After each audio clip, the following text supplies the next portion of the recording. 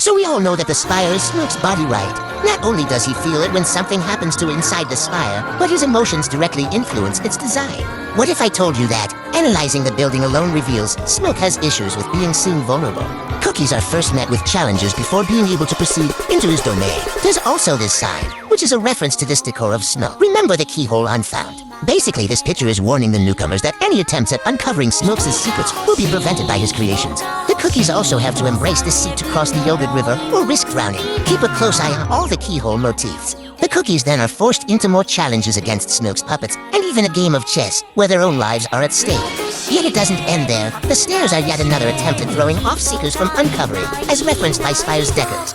Notice how the eyes of Deceit are up here, and they're getting more prominent.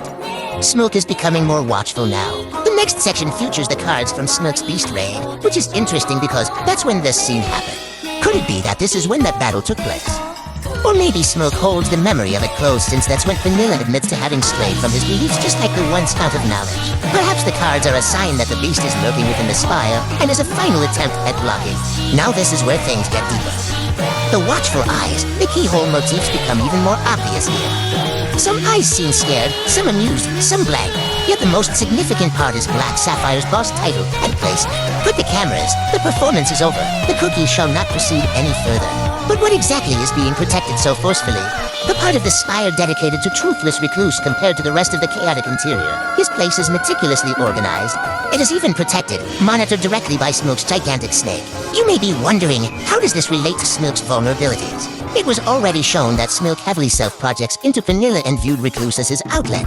The whole point of making Vanilla become like him was that there'd finally be someone who understands and shares the same beliefs and vulnerabilities as Snoke. Here's the striking part though. Once you get through Sapphire in the story, it is revealed by Recluse that Snoke actually hates himself and is fearful. What I'm getting at is that Spire, as an extension of Snoke, reveals much about his character.